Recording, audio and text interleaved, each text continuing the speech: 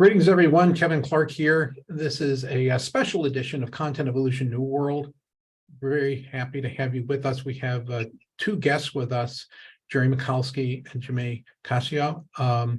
We're here to have a retrospective and celebrate the life and work of Napier Collins, who is an example of you can make friends later in life.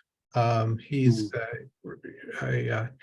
he himself a collector of remarkable people, and we'll be talking about what that phrase means in just a moment. He himself was a remarkable individual, and it was delightful to have him as a colleague, as a member of the Content Evolution Board of Advisors, and a trusted friend. So, Jerry, Jimmy, I think it would be appropriate for us to hear from you. I also want to say hello to Mike McGuire, who is the co-host of Content Evolution nuWorld calls. Mike, delighted to have you with us. And so, Jerry, let's start with you, and then we'll go to Jimmy. Just say a little bit about yourself. And then we're going to say a lot about recording in progress elsewhere, so I'm taking the con. So if you would go on mute if you have, if you're there you go. Jerry. Excellent. Now we can step into the dance. Yeah, thank you very much, Kevin. I think Jimmy worked closely with Napier more than I did, but I had all these funny little intersections with him.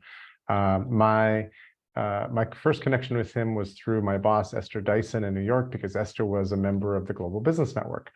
And through that, I met Napier, I'm assuming a couple times in our office or something like that. And then I became a regular stop on his world tour. So we would have dinner now and then or whatever. And I just have to say, Malcolm Gladwell wrote The Tipping Point many years ago, and he talks about connectors, mavens, and salespeople. And under connectors, he talks about Paul Revere, Roger Horshaw, and Lois Weisberg. He should have talked about Napier. There should have been like a really nice write-up of Napier Collins in the Tipping Point as a global world-class connector, because that's what Napier was. And he would sort of trot the globe, sort of like a peripatetic imp, because he had a sort of an impish grin and a way of expressing himself that made that word come up for me a lot. And he would just kind of, there's this person and there's this thing happening and here and so forth. And then I remember that at one point, like the web shows up, and I got my first view of the World Wide Web when Stacy Horn, the founder of Echo, opened a browser on her computer at Echo. She said, you've got to come here and see this thing. So I went over to Echo. Which was one of the earliest bulletin board systems. It was East Coast Hangout. It was meant to be kind of a mirror of the Well, and the Well has a long history with GBN as well. There was basically the global discussion group for GBN was hosted on the Well, which is a really interesting place that I'd forgotten about until I just spoke it out loud because I remembered through Echo.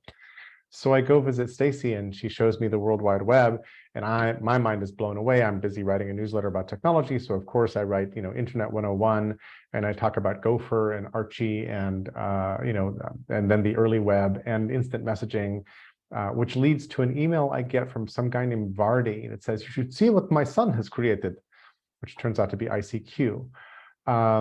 But then Napier says, "Hey, could you give a demo of this World Wide Web thing for GBN?" So I think in his apartment in New York, and there's a spiral staircase somehow. I think it's a 2-story flat or something, and there's people standing on the staircase, and we're sort of improvising in a flat. And I demo like how this thing works and how HTML works, and what when you click on a link, this is kind of how the browser is busy assembling components of a page and all that. And I think he told and retold that story a few times later. But it was fun because he was kind of the resource collector, mostly in the sense of humans, really interesting humans, to fill the GBN interesting people network. And I was really happy and privileged to be sort of connected into the network in different ways, and a piece of it, and met a tremendous number of interesting people because of those events and meetings. And then I'm an itinerant ideas guy. I care about trust and I care about building a global memory for humans. Those are kind of my two big trails for the last 30 years. And the notion of trust showed up because in the mid-90s, I realized I hated the word consumer, which is its own long story. And then the notion of building a global memory shows up because one of the 4,000 odd software startups that I heard pitches for had a mind map called the brain, which I'm using today. And in fact, the file that I just looked at and added a couple articles to this morning is the same file that I started 25 years ago. And Napier's been in there for one heck of a long time, in my brain, I mean. So thanks for the opportunity, Kevin.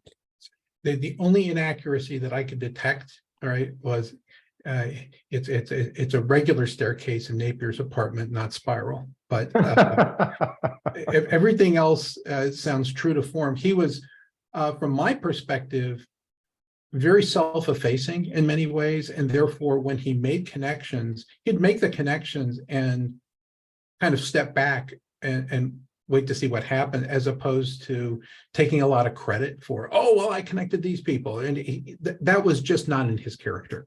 But he was amazingly generous in terms of, and encyclopedic in terms of kind of going through and say, oh, I know who you need to know, right?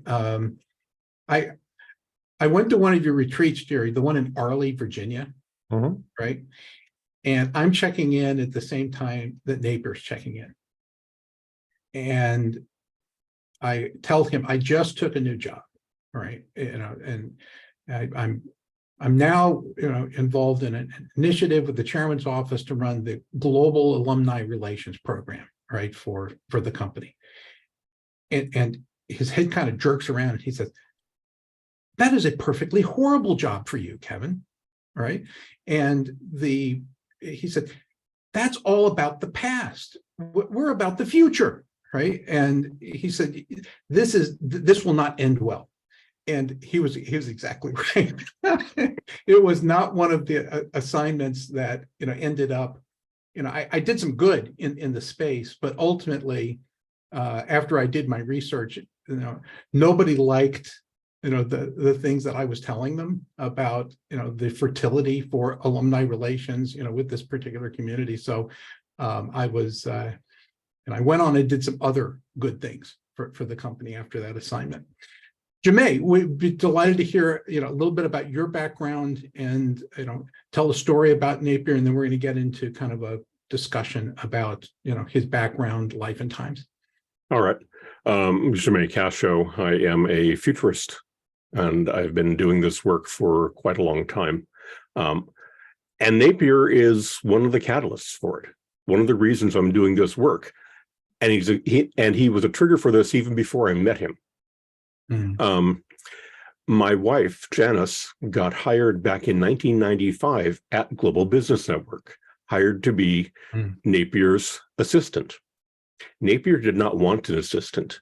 Napier refused to have an assistant. And so I got to hear all these stories about this man who would be very, it was all over the place, clearly very smart, but just entirely stubborn about wanting to have an assistant imposed upon him. Eventually they found some other work for her to do, but in the meantime I started to visit GBN and I met some people there, and in '96 they hired me as their tech guy, but it turns out I could do a little bit more than that. But basically the only reason I'm on this particular career path is because I started at GBN. And I started at GBN because they wanted to give Napier an assistant, and that was my wife. So I worked closely with Napier for a few years and maintained contact with him for years after that. Whenever I'd get a chance to see him, I would take advantage of that. Napier, both Jerry and Kevin have described Napier as, in terms of his personality and his generosity, his intersectionality, in the sense of always being at the point of intersection of a variety of people and ideas. I cannot think of a single time where he rejected an idea. Even if he didn't agree, he wanted to hear more about it. And he was remarkably insightful. When I was with Napier, I always felt like he was, I always felt like he was paying attention. I never felt like it was something where he was off concerned about something else that just happened to be in the periphery. He was focused and yet had a very, very wide field of view. I am wearing, actually, my University of Napier sweatshirt that GBN made for him about 25 years ago. I think it was for his birthday. So probably would have been his 50th birthday or something like that, 60th maybe. And he was charming. I mean, above all, he was brilliant and generous and insightful, but he was charming. And that was something that is very hard to replicate. And everyone I know who tries to follow in those kinds of in the Napier style footprints, I've never met a man more charming. He is pretty much the only person in this industry that I can unequivocally say I admire. I'm going to stop there. All right. I think that's a great point to stop, because he was a person that was, in my opinion, easy to admire. Right. Going back, the work that he did at Royal Dutch Shell, I'm just reaching back to a stand that sits on the side pretty persistently, is the global shell scenarios to 2025, where dilemmas, were evolved to trilemmas. And, it's a very interesting, perspective that I, keep at my side, when I'm, thinking about things. Now, those scenarios expire in 2025, theoretically. So I'm hoping that someone will take up, the gauntlet to want to, do it again. I think that at the time that he was there with Pierre Vac and others, Pierre was a really big thinker, but Napier was the social lubricant for the remarkable people that they brought together, because Pierre, big thinker, moving fast, had sharp elbows, right? And so Napier was the diplomat, right, in their midst, and self-admitted, that was, one of his roles, and he just got really good at it. In addition to being a big thinker himself, all right, but he was more of the convener, and that was part of what they learned how to do, and they moved him around from headquarters to, where was it, The Hague, and then to New York. And then when he was with GBN, he had, I guess GBN was out on the West Coast. That's where they were based, right? But, he was bi-coastal, or if you include London, tri-coastal.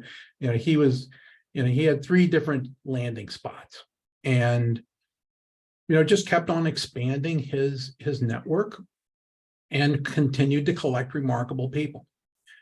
Now, he told me something about the origins of GBN and its form, which was, there was a preceding form, which was the Tarrytown 100. And the Tarrytown 100 was a group that Henry Luce, who was the publisher of Time magazine, right, would gather once a month on Fridays. And there were 50 permanent people and 50 rotational people, right, that were interesting people, right? I don't think that they used the term remarkable, but they were and the friction between and convening them in a social gathering to be able to interact, and the permanent collection would move ideas from one Friday a month to the next, And then the rotational people were, the diverse, conversational folks. He said, that's kind of what we wanted to do. We wanted to have a permanent group of remarkable people, but then we wanted to have members that would get exposed, that would have other people come together, and that was the architecture that they borrowed, because the Tarrytown 100 doesn't exist anymore. But people remember GBN. Jemay, you were there. It seems to me that they did a very good job of that. And, we'll talk about, the later, what happened, to GBM, but GBM functioned less as a business and more as a membership organization from my point of view, which made it a little bit more magical than a lot of other things that people belong to. So GBN was founded by Napier, Peter Schwartz, who's now at Salesforce, Stuart Brand, who is Stuart Brand, Jay Ogilvy, and Lawrence Wilkinson. Lawrence Wilkinson has done some Hollywood stuff. He's actually on the board of directors of Institute for the Future now. Jay Ogilvy went back to teaching. But these 5 really sharp, really smart guys, not all of them in industry at all. Jay is entirely, has an academic background.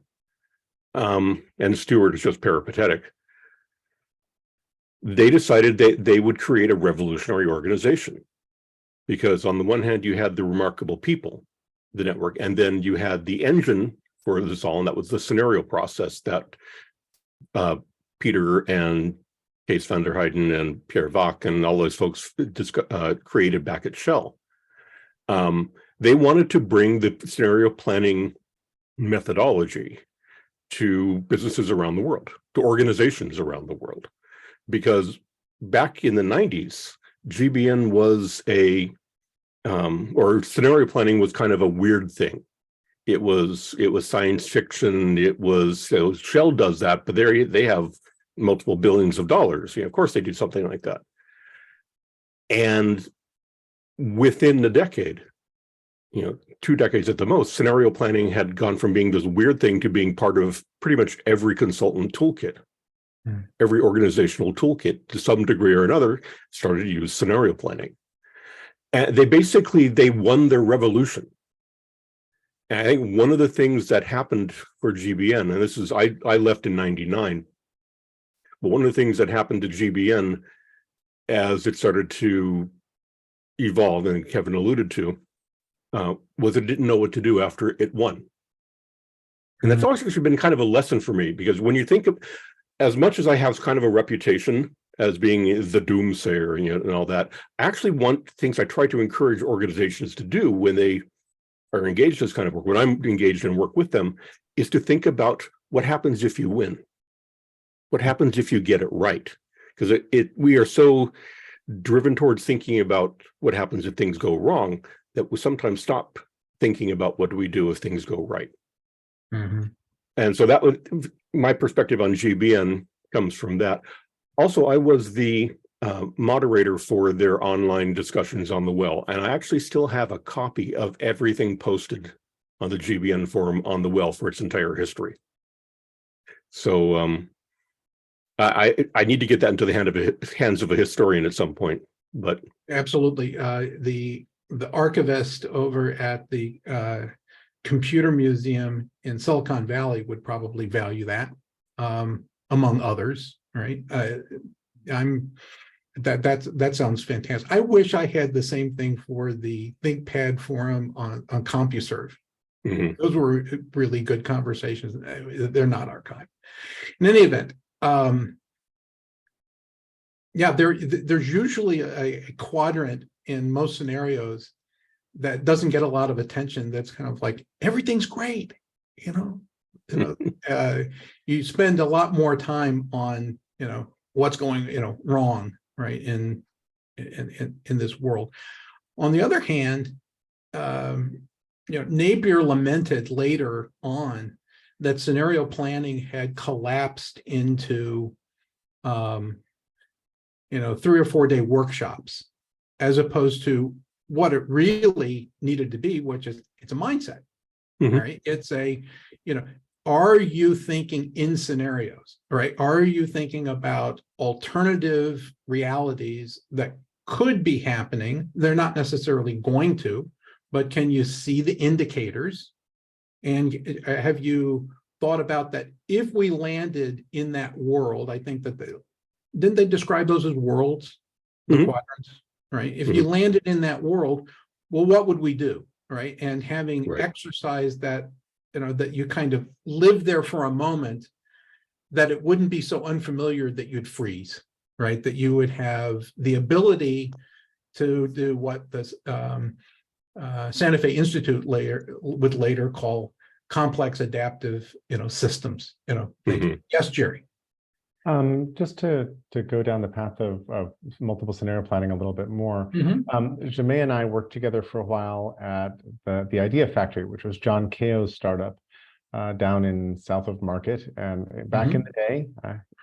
And it was very interesting because the perfect client for the Idea Factory was somebody who had just completed scenario planning with GBN. And they had a fresh little spiral bound notebook that had 4 little novellas in it that were the 4 scenarios that had come out of their workshop. And Keogh would pick that up, and Erica Gregory and others would sort of suddenly turn that magically into theater and interactive pieces and some very interesting tools that they crafted to get groups to sort of be wiser than you think they are.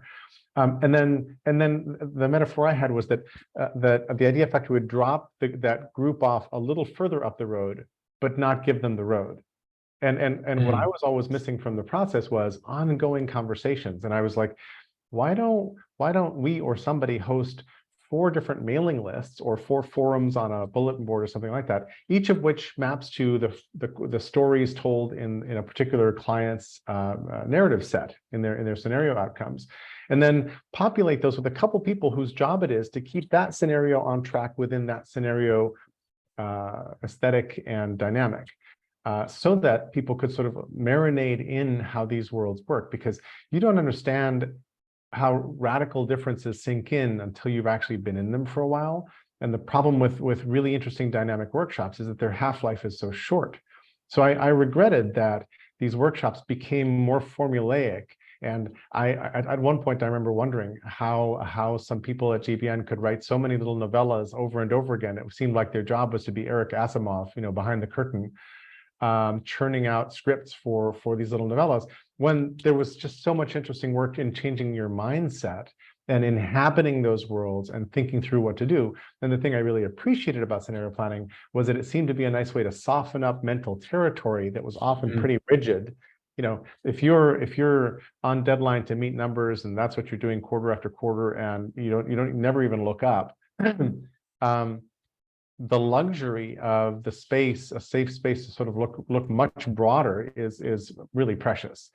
But then again, its half-life is so short. So I've always been interested in how GBN lived in the food chain of thinking deeply about the future and changing minds also. Yeah, I can give you a hint as to why things evolve in that direction, and that's because it's hard enough to get organizations to pay attention to a workshop.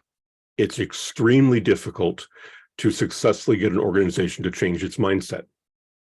And it's frustrating enough to go through a multi-day workshop, come up with something really insightful and interesting, and have the head of the organization go, interesting, put it on a shelf, which is the reaction that so often comes out of a scenario workshop process, so that's not very satisfying.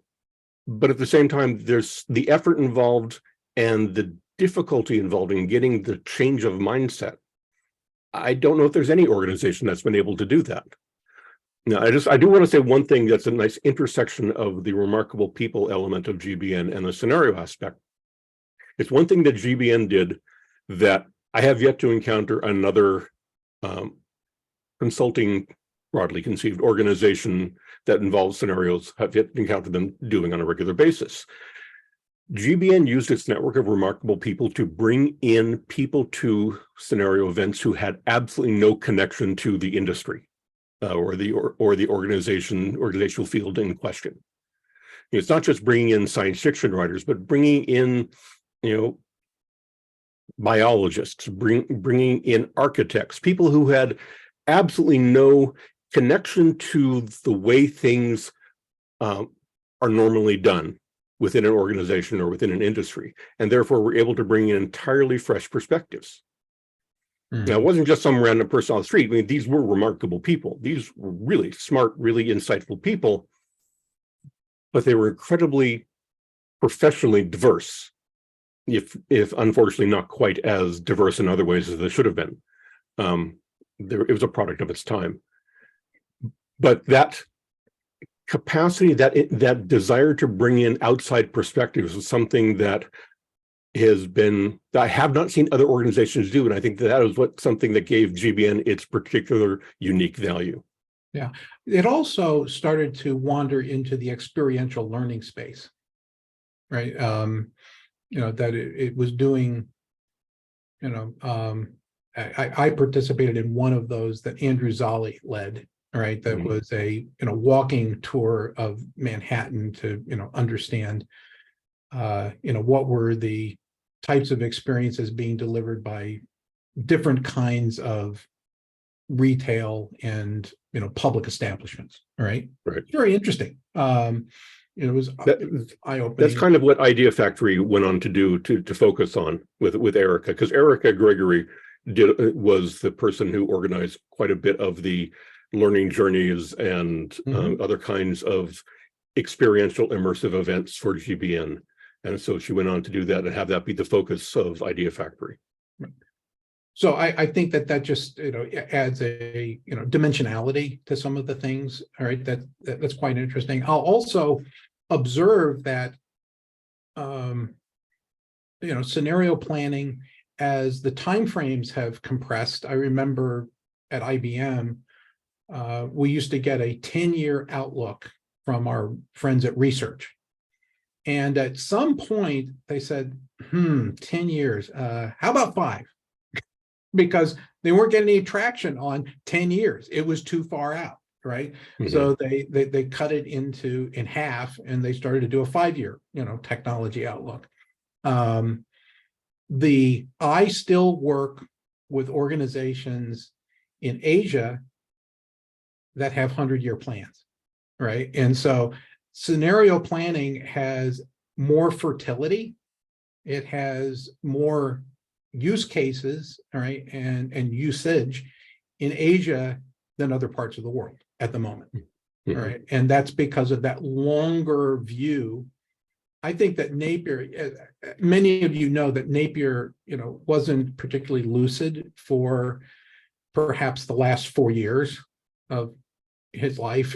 I think he would have been very interested to see what's happening with machine learning and artificial intelligence right now, where what we were describing could have been crawlers out to be signal detectors to telling you whether one or more of the worlds as described in a scenario was emerging, right? That you would actually being able to animate it. And as opposed to, as you said, Jimmy, shelving, okay, that's nice, right? It could have become a living system, right? That would be sending signals to the organization about, hey, remember that thing we designed? It's becoming true. Quadrant 3, right, is emerging, right? And that would cause you to pay attention to it as opposed to it being on the shelf. I think he would have loved that. So, just to kind of complete the temporal journey, GBN eventually became, something that, because some of the founders, it wasn't Napier, but, some of the other founders need to put their kids through college. So they created a liquidity event and sold it to Monitor Group.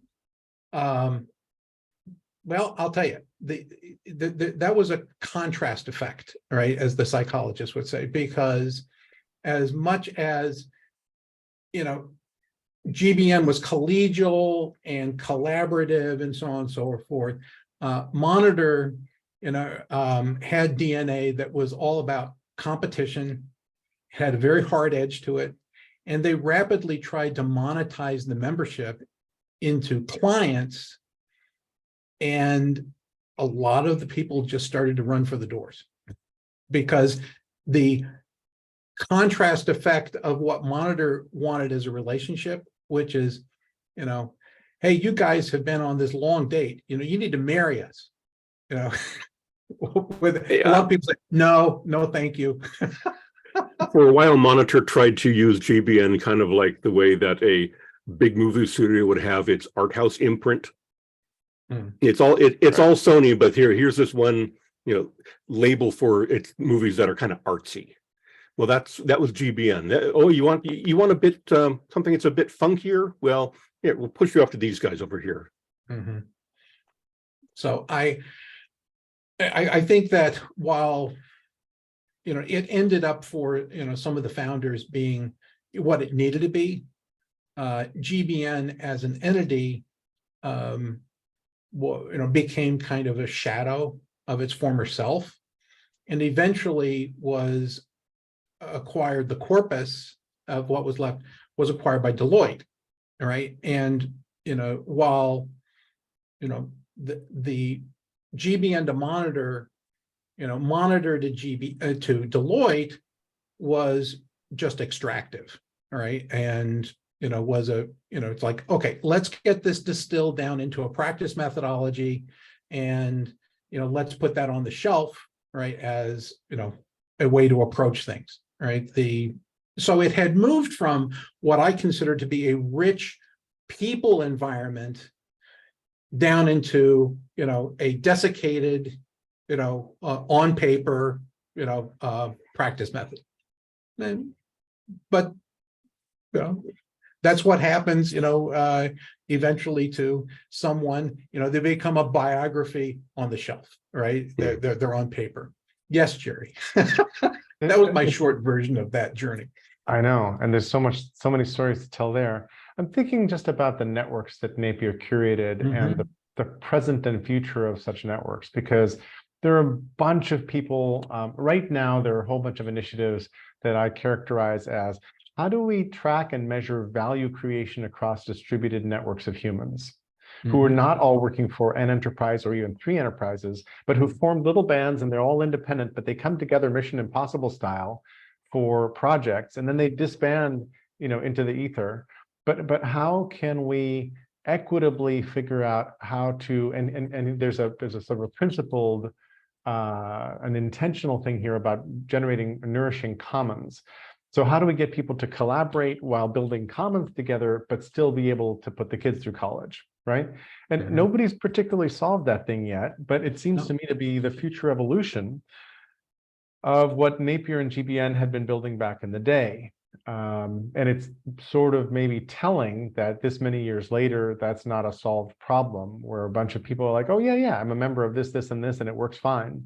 I can point to a bunch of experts networks and other sorts of things, like the Gearson Lehman Group, GLG, and a bunch of others that don't really do this. Like GLG is not a network of smart minds who come together occasionally to think about stuff. It's just a database of names to call up, right? And there's a very big difference between a database of names and a community of practice that has some methodologies that they understand and that are pretty deeply rooted. Yeah, the GLG people don't know each other. The people who are in the database don't have any collaborative frame. It's that, you know, it's matchmaking to a client for a point solution. And there's nothing wrong with that. It's just that it's not what you're describing, Jerry. You know, and perhaps they'll discover it, but, you know, everybody who has that kind of opportunity is, oh, what if our experts actually talk to each other? Ooh, right. I mean, you've been doing some of that, you know, with your recs, with your retreats, right? You know, you have a long history of having, I mean, even Esther's PC forum to some degree was well, my retreats were inspired by PC forum in a negative way. in the sense of we worked really hard on PC Forum. We produced it 3 times every year. We invited everybody, produced a conference, but we wrote the March issue of every year was the preview issue of the forum, where we described everybody who's going to be on stage and what we hoped would happen on each panel. Then we would hold this highly produced event, and then we produced an edited transcript with funny captions on the pictures, so that we sort of revisited this conference 3 times. And there was one panel where I had Roy P., who was an ed tech guy early on, and I was like, okay, I'll ask you a question about what's the difference between knowledge and knowing, and then we'll go from there. And the usual answer to that is like riding a bicycle. I can show you videos, I can give you an explanation of riding a bicycle, but it's not until you've actually got on a bicycle and your muscles and brain have figured out how to keep the thing like going in the line and steer that you understand it. And he didn't do that. And then I'm like, oops. And I realized at the end of one of the PC forums that, oh my gosh, this highly produced format is just really flawed. What if we did things a different way? What if we trusted people to be the content in some sense? And that's what led to me sort of going and inventing the retreat format.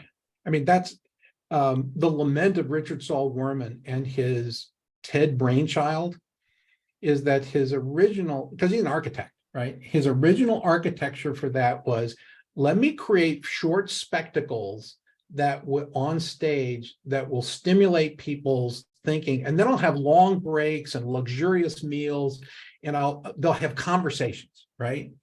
And later, TED becomes 18-minute videos, and he's kind of like, that wasn't my idea, right? That is not what I wanted this to become. Now, I'm not going to lament the TED videos because they're a gift to a lot of people. All right. The format creates a lot of goodness, right, for people to have, short form, digestible, high value topics, right, readily available on the web.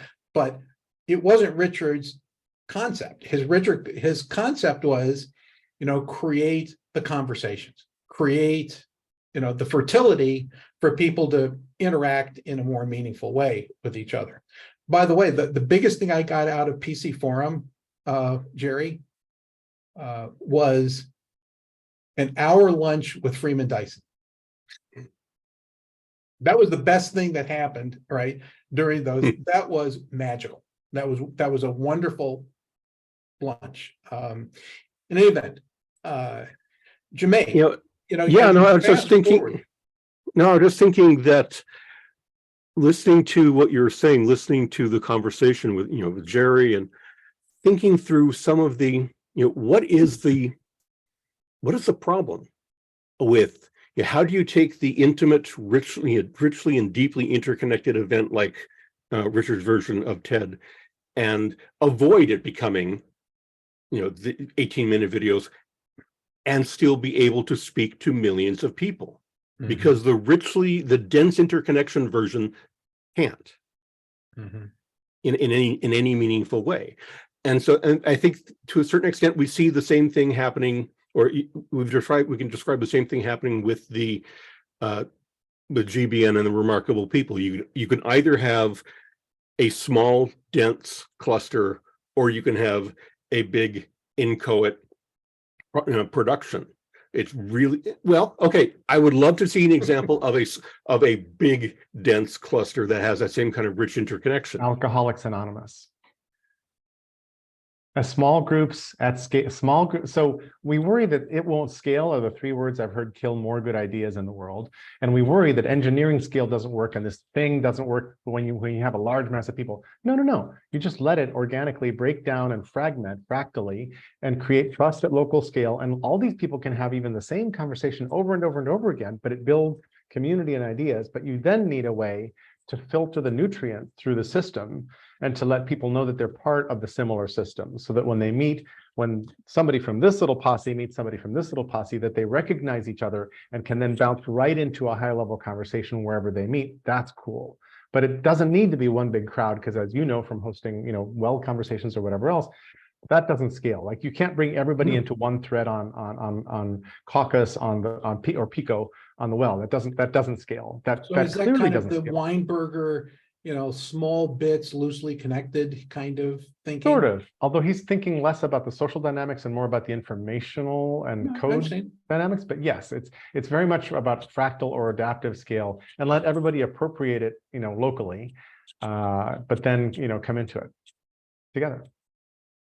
So we've been talking, and we have some other people who are with us as we remember, these contributions from Napier and his life. I want to see if we have any questions from people who have joined us. Mike, thanks for co-hosting today. We didn't give you an opportunity to say anything at the beginning because I think you were on mute. Glad you're here. Thank you very much, Kevin. Good day, everybody. Yeah, I just want to say Napier's influence. I first kind of discovered this, this whole body of work in the GBN pretty late compared to many of you. It was when I was working at my last employer, my first round there, and it was actually, I got to know about Napier College through Peter Schwartz when he published the first book, The Art of the Long View. And then it was just a matter of kind of following the breadcrumbs in there. And that's, for that little company I worked for, that particular book for a certain set of folks at the company was The Art of the Long View was a very important. None of us were members of the GBN, but that particular book was, as I was telling Kevin last week, that not only was it successful, but in my little world, that was particularly a very influential book in the sense of how it got us to reframe it. Kind of the difference to it was actually, it sparked a thought as we were kind of going through, you guys were remembering some things. And I think particularly, Jerry, when you were just talking about that one incident where somebody's mistaking, the impact of social individuals versus code and writing. And that's where I think, I remember a couple of moments when, after a number of us had read this book and we were doing there weren't scenarios as the team at GBN would do or that Napier would do, but they were kind of our own version with forecasts, where we really, that book, a lot of us gave us permission to not just look at the means of production to understand how popular or not a piece of technology would be. It wasn't just scale and capacity. It was, we got permission through that by citing that to be able to say, no, that thing isn't just an expensive mobile phone. It's kind of more important than that. Yeah. And that was, never got to meet the gentleman, but I met Peter a couple times. And like I said, that book in particular was very important. Thank you, Kevin, for letting me say that. As you say that, it strikes me that one of the things that made GBN comparatively unique amongst its cohorts, both then and that would subsequently, was how human the focus was. Mm-hmm. It's so easy for scenario and forecasting type work to slip into being tech driven. And I think that's what we ended, because that pays the bills, frankly, for a lot of us. But that's not the reality. Mm-hmm. The reality in thinking about the future is we have to think of the people. And that was something that, while every one of the founders had an element of that, that was all Napier. Napier was the reminder to keep the connection and the interconnection and the friction between people at the heart of what we think about when we think about the future. And he would describe over coffee in New York how difficult that was in an oil company early career. That was it was difficult, and anyone who has spent any time with the oil industry knows that the very, very senior executives that are running the place all pretty much were petroleum engineers that brought in a big field someplace earlier in their career, right? And then they had to differentiate into, okay, well, you'll run HR and you'll run this or whatever, and they had no training in it. And so by middle management, they had to retrain themselves into being general managers as opposed to petroleum engineers, but they all had petroleum engineering, in their DNA. That was a hard place for some of the things that they had, but luckily they had an advocate in the chairman's office. That's what kind of saved scenario planning and made it relevant, is everybody Mhm. paid attention because the chairman paid attention to it. Gil, you put some thoughts into chat, and I saw Stuart raise his hand. Gil, do you have something you wanted to ask? He's on mute. Stuart, let's go to you.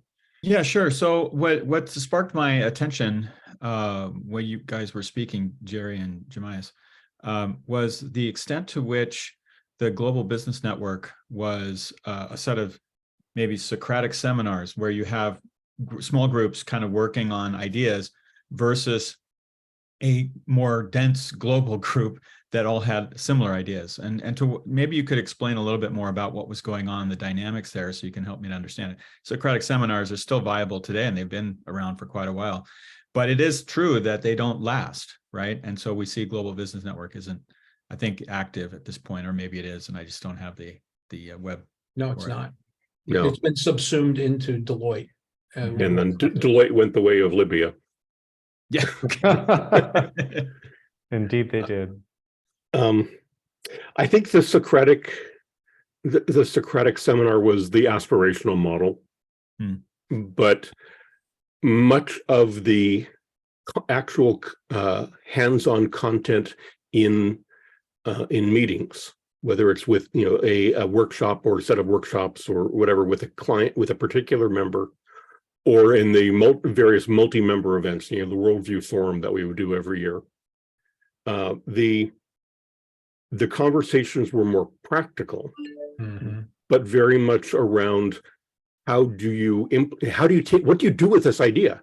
We have these great realizations about potential futures, about changes that are imminent, about perspectives we had never considered before.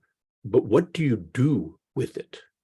And so, especially as the years went on, that became more and more the focus of the conversations with the members. Is what's the action that results from this? Because just thinking about, here's the 10-year future is interesting, but is very hard to justify on a budget for the members.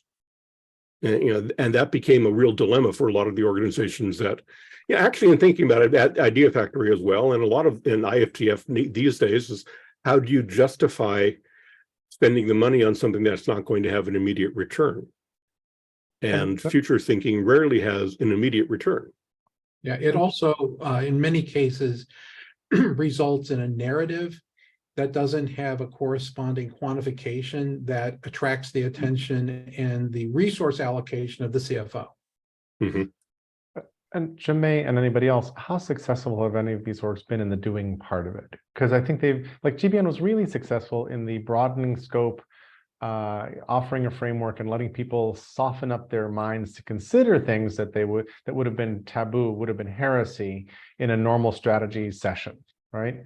And I think they did that in a sort of a sneaky way, in the sense of, if I told you needed to eat your vitamins and learn about biology and ecology and a bunch of other things in order to do better planning, you'd be like, I don't know. But if I told you we were going to run a sexy event and I was going to have a world-class biologist sit next to you at dinner, you'd be like, well, I could do that. That'd be all right. And then you're off and running, and you formed a relationship with somebody like famous and cool. And that fame, in the sense of the Remarkable People Network, helped move the conversations forward. But I wonder, for each of these orgs, how many of them have folded on the doing. And then the doing is, there's this vast world of consultancies out in the world that try to get people to do stuff, right? And there's not a good linkage often between the scenario framers and the doers at the end. I think you just hit on the issue. I really do. Is that many times, and you can look at other great idea movements like appreciative inquiry and open space technology and crucial conversations, and then you can say, well, what happened? Where did the transition not occur? And you can look at the work of people like Chris Musselwhite in association with the Center for Creative Leadership. And Chris would say, well, wait, you've got three groups of people. You got visionaries, you've got pragmatists, and you got critics. And everyone in these thinking spaces are visionaries. but they didn't allow in the pragmatist, or they didn't give that pragmatist credibility, because you need those boundary spanning people to turn that vision into potential realities. And so, Jerry, I think you just hit it, that the space needs to be broader and more pragmatist welcomed in to the table than just the visionaries. And the critics.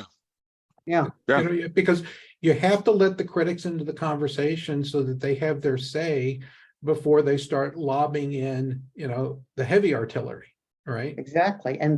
But that still happens sequentially, as opposed to letting the critics do their thing while you're still in the act of giving birth. No question about it. I mean, the fact is, you know, you know, human infants, all right, have a very long gestation period to the point where they can be self-sufficient, all right? And if you use the criteria of, you know, the CFO's office, you say, we need to cut that, all right, because it's not productive. Well, no, I'm sorry, that's the future, okay? You know, we need to nurture that future. And the, you know, the fact is, we get impatient too fast. That's kind of an oxymoron there. But we need to, if you're going to be in a scenario thinking mode, you need to be able to let the scenarios, by the way, it's not one, all right? You need to let the scenarios start to play out so that you can see whether there are any signals indicating that one or more of them are emergent, right? And that you are prepared for it. Jerry. Yeah, thanks. Sometimes it's the signal you least want to hear that is in fact what is going to happen in the future. And often it's the signal that gores your sacred cow, the thing you think is your asset, or whatever else. So I remember going to a briefing in the Landings Drive complex in Mountain View, where we used to have an office years before that from New Science, the company I was with. And I met with, oh God, the founder of the Penn Computing Company, Go, Jerry Kaplan. Jerry. Kaplan. And Jerry had a company called On Sale. And he very proudly took me around a cubicle and showed me a little Sun server. And all the little lights on the Sun server were like blinking, blinking, blinking, blinking. He says, we are selling like crazy right here. We are just like on this hockey stick. Things are going great. And I said, you know, how do you do it? And so they were selling sort of refurbished and end of life computer gear and other kind of technical gear. And I said, have you considered letting people set up their own auctions? And he said, oh, no, that's our secret sauce. And then enter eBay, and who's heard of On Sale? And the problem is that the signal that you like the least, probably because it threatens your business the most, is likely the one you need to pay attention to. And it's the rare company that can make that pivot. And very briefly, one of my favorite stories to tell of that kind of pivot is IBM under Lou Gerstner, a control freak from McKinsey, which adopts open source software and goes from FUD and protecting the code and like all that kind of stuff, totally flips itself around and saves the company, because a bunch of people like me over in the analyst community were going like, wow, how long is this dinosaur going to stay alive? Because Sun and Apollo were eating IBM's lunch, right? And all of a sudden, IBM can run software on all 5 of its platforms, which a 10-year-long project that IBM had launched internally, which we had written an express analysis of when it launched, hadn't gotten any success. They had not been able to solve for that. Yeah. And, you know, again, back to Santa Fe Institute, you know, what you're describing is a dominant schema inside an organization. And then there's a recessive one that's coming along that is about to, like you said, gore your ox, right? Well, you know, a lot of times the dominant schema, like a Kodak, is so dominant that even though they invent digital photography, right, they really like developing film so much, right, that it's off the cliff, right? The company basically implodes, right? And I have the same thing, you know, right here in my backyard. As I have, you know, what's left of Bell and Howell, right, in Durham. Bell and Howell is a bunch of lawyers now, all right? They just licensed their name to stuff, okay? And now it's, things that you buy on TV, right, with the Bell and Howell name, right? But they don't make anything, right? It's just the gaseous remains of, a brand that we recognize. Well, I like right? that. The gaseous remains is really good. Yeah, so, well, I mean, it's, companies exist in either, the three states of water. They're either frozen, they're liquid, or they're gaseous, right? And the fact is that, I see your hand, Andrea, that, the optimal state to be in is liquid, okay? That you want to be able to freely move, and you want to be able to do, the kind of heavy eroding and lifting that water can do, right? That you can't do in frozen or gaseous state. Andrea. Yeah, it's interesting. I think Lou was able to make the changes he did because he was an outsider. So I have another example in IBM a number of years later, where I had the market intelligence group for corporate, and I had a lot of futurists working for me, and we saw cloud computing coming. We did some research studies, and we presented it that this is going to disrupt our business. And, it was counter to what they wanted to hear. And what they did is they ended up shutting down the whole organization. And the budget cuts came, and they cut out all the people that were doing the future thinking, and kept the business unit that was doing the next rev of, WebSphere, or the next rev of Z series, because that's where the power was. So, there's just a natural instinct. And I had brought in external people. It was just very obvious that there was an inflection point happening, and they didn't want to hear it. Yeah, exactly. The same thing. I missed it. The open Thank you for that. was one transformation. The other major transformation was embracing the web. IBM did not want to embrace the web. Yeah. And as you remember, Jerry, IBM didn't even want to embrace, Ethernet, because we had tokenry.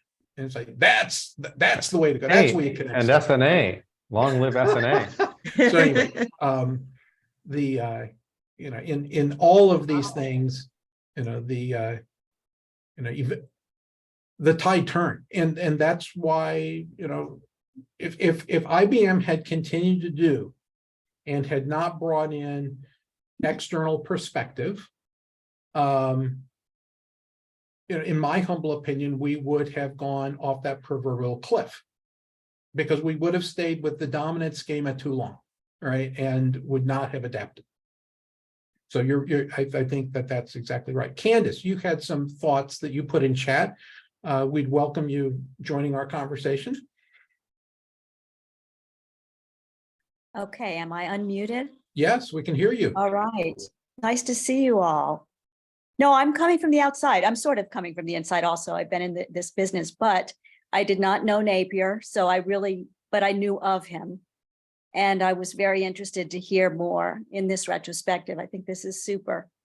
I think one of the challenges we've got coming up is this whole generative language kind of model across the internet, across uncurated information. There's a lot of fear, uncertainty, and doubt about it being used for misinformation. And one of the things that perhaps we'll all think about is these smaller curated data spaces that are trusted, taking over more of the space than just ChatGPT across internet information that, again, is not curated. You don't know anything about the credibility. I love doing research where I can see the sources cited and could go to those root documents and check them out and scientific method and that kind of stuff. But we got a lot of challenges coming up. And I think this kind of forum is interesting and helpful. And the humanity that you talked about, Napier, really focusing on the humans. I mean, we know that you can build good teams. Well, you can't build them with thousands of people necessarily, but I thought that was interesting hearing from Jerry about just kind of organic, small groups, filtering up, across kind of topics and whatnot. So anyway, just interested to hear and found this session very worthwhile. Thanks, Thank you, Kevin Candace. and Greatly Jerry. appreciate and- it. Yeah, Gervais. So we're in home stretch for our time together. Mike Nelson has raised his hand, and then I'm going to ask Jemay and Jerry to give us some closing thoughts about Napier. And thanks for everyone for being with us. Mike Nelson. Thanks. I'm very sorry to be joining late. I had 3 other things going on, but I was also at IBM in those years when they discovered the internet, and my boss was John Patrick, who almost got fired 3 times because people would go into Gerstner and say, look, SNA makes all this money. Internet doesn't make any money.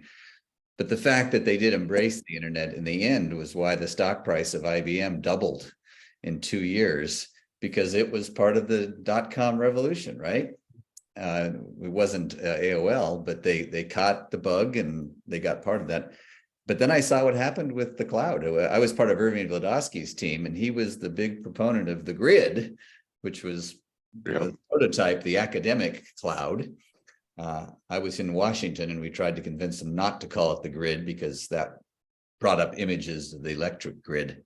And it was a bad metaphor because the electric grid is regulated. And the cloud was a much better metaphor in that it was constantly changing and it was kind of flowing. That was all good. But IBM completely missed it. My friends were part of that. And it wasn't just resistance from the old guard. I think it was actually more lack of courage. The marketing people basically had a rule. They didn't have, they didn't have infinite money. And so the idea was, we will dive in with the full power of IBM once Gartner writes a report that shows how other people are making money. Well, And that was disastrous.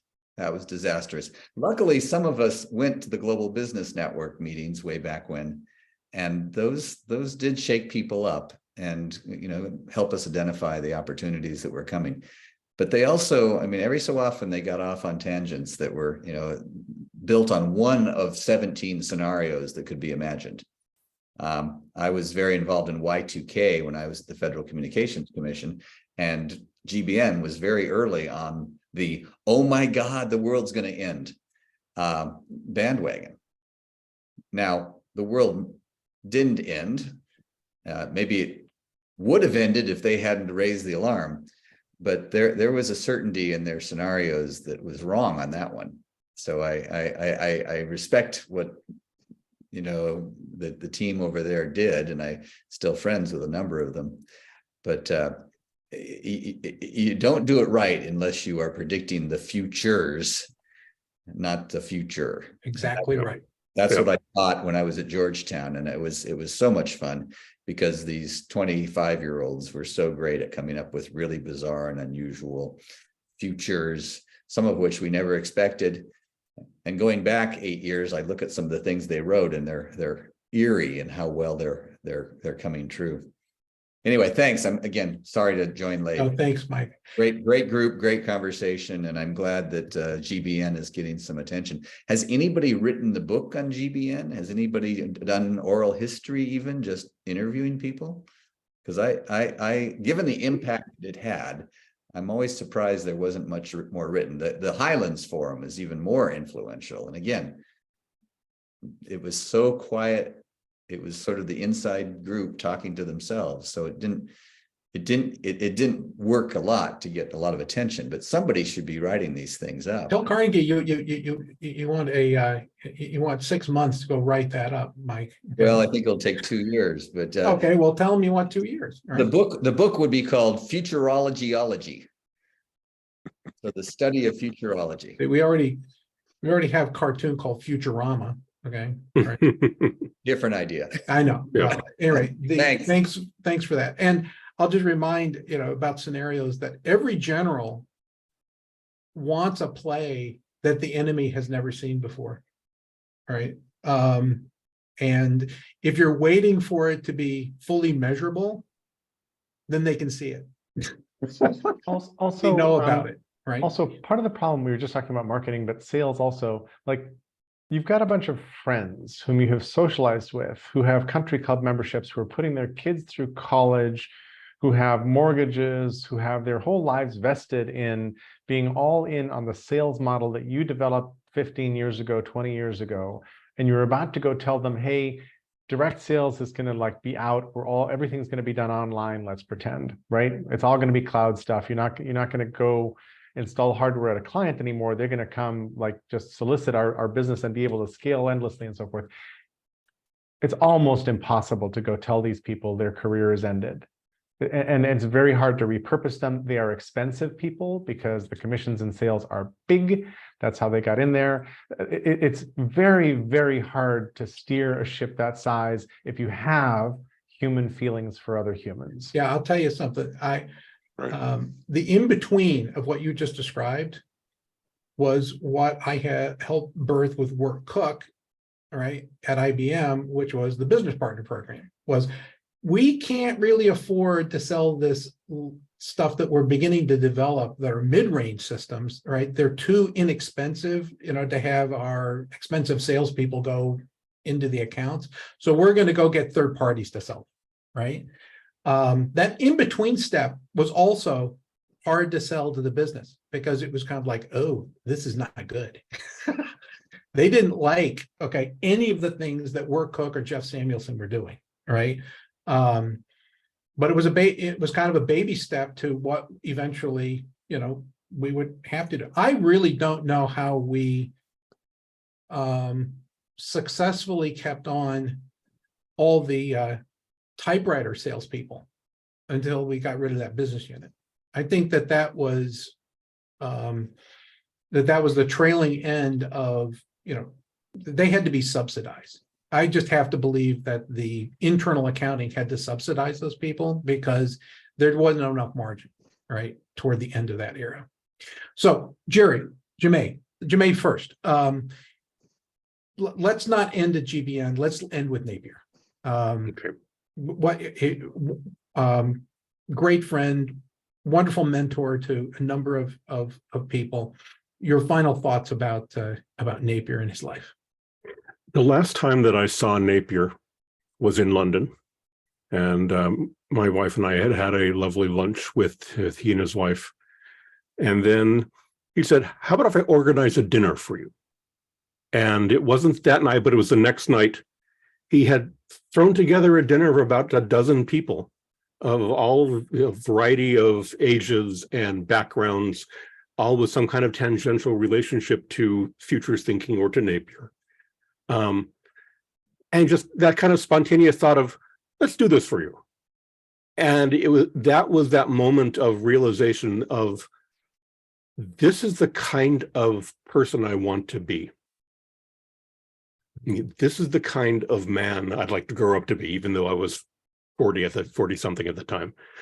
I want to be the kind of person who can bring together colleagues at the spur of the moment, just to say hello, just to celebrate ideas and people. And, I will forever admire and forever admire Napier, and I am so incredibly fortunate to have been able to work with him. Thank you, Jermaine. Jerry.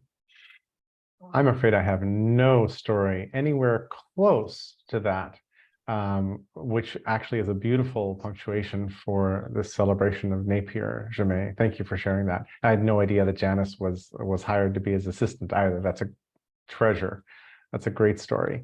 Well, it's really funky because she actually applied at the Well, but Danica Remy, who had been Danica. Napier's at GBN, had just moved to the Well, saw her resume, said, hey, GBN would like that. So she got a call out of nowhere from this company that she'd never heard of.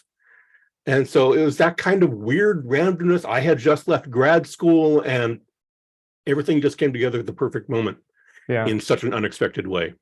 I love that. And I think the place where I keep Napier in my memory is and I'm going to use an analogy that's been borrowed too much by the church, but as the gentle shepherd of the flock, in the sense of, he was sort of walking across the parish, and the parish in this case was the deep thinkers across the planet. And he was making house visits, and he was convening sermons and ritual occasions of different kinds, and did so in this sort of gentle, persistent, long-term way. And that curation of a human group was a really lovely role model for me as well. This is how you go about meeting a bunch of people and then getting them into different collaborations. And then the GBN network has its own thorninesses and stories and other sorts of things. Like when you get a bunch of people who have strong opinions into a group with different objectives, it gets messy sometimes. But he managed to be the diplomat also in that group, and I really appreciated that.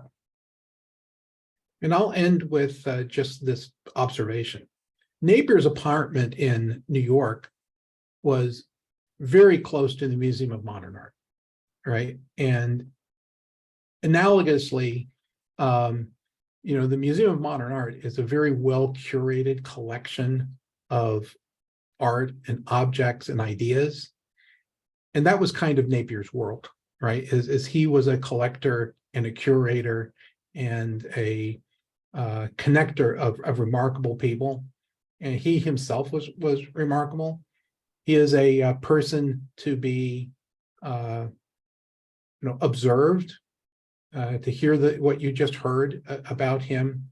And he's an admirable figure, and we can all hope to be in his, shadow, right? As good a man as he is. He's still here. For those of us who knew him, right, he is still here because he's still casting that shadow and that role that I'm trying to do that every day, right, is to make those kinds of connections. And I'm glad to have all of you here to hear these stories, and let's all try to be a little bit more like Napier. Indeed. Thanks, everyone, and appreciate you being with us. Thank you. Cheers. Take care. Thanks, Kevin, for hosting this. Really appreciate your convening us. Yep. Thank Thanks you. so much, everybody. Take care. Thanks all. Thanks all.